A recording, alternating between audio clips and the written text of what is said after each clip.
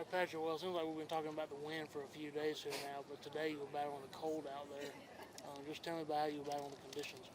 Yeah, I mean, through the first four, after you got through basically hole four, it was gettable. The golf course was. I mean, yeah, with this wind direction, the par fives play a little harder because they all, besides for number two, they're all into the wind.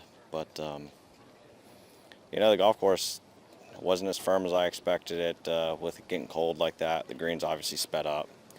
But I mean, because there was no real sunshine, it wasn't able to dry them out, and because of that, you're still able to attack. You're still able to, hit quality golf shots and have chances to make some birdies. Just not doing enough of it.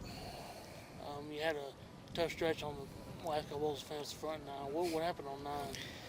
Yeah, really, the ball was just barely in the rough on the left, but it was a perfect lie, and haven't really caught a flyer at all week. And I had what was like 137 adjusted to cover the ridge, and anything landing in the ridge is not going to bounce up. And I just had 132. I hit a full 51 degree on 7 that flew maybe 132. And so I was sitting there going, well, this has to be, just an 80% pitching wedge. Caught a flyer and sent it over the green. And from there, you're dead. I mean, I don't care what you can do from there. I thought I hit a pretty good first chip. Ended up going all the way off the front of the green, and I was playing away from the hole too. And then just missed a good look for bogey.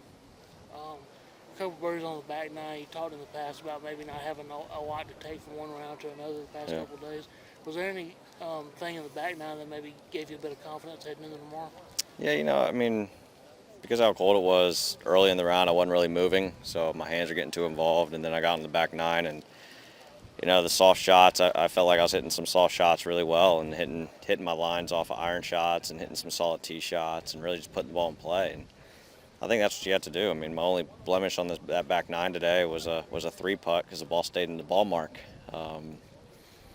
Just past the flag on that right side on 16.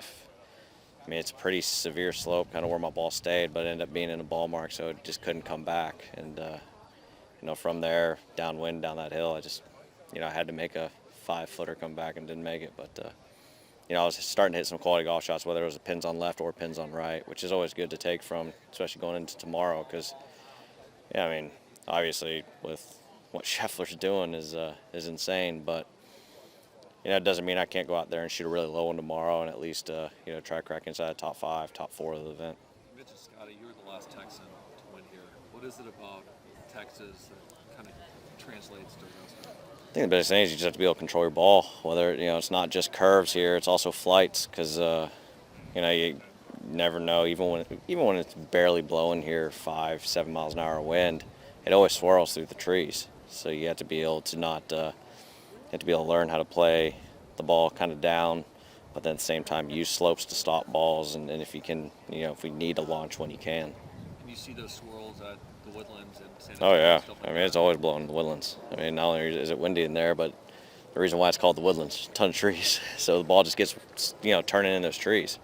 Above the trees, the wind here, even above the trees here, the ball and the wind's kind of the same direction. But these trees are tall. These ones, I mean, because of that, it's hard to get the ball above them. Crenshaw, Cootie, a lot of those guys, I mean, they say winning as a Texan, just to be part of that lore with Hogan and Nelson. I mean, for you, to be a Texan, to have a jacket, to be on that trophy. It means a lot. What is the significance? I mean, it just shows that, with the past and the guys that, from Texas playing with all the different winds and all, just having to be a shot maker. I think that's the biggest thing about this place is you never have a flat lie. You're always having to create something, whether it's, ball above feet, ball below feet, downhill lie, uphill lie. You're having to do something. It's never just a step up driving range swing. It's always having to manipulate it in some way. And I feel like we're able to do that really well. And, I feel like just in Texas in general. So, I went to college here in Augusta State, and some days it'll be 75 and sunny, next day it'll be pumping, just kind of like at home. And so because of that, you know how to adapt and adapt quickly. Thanks so much. Yeah. Thanks, guys.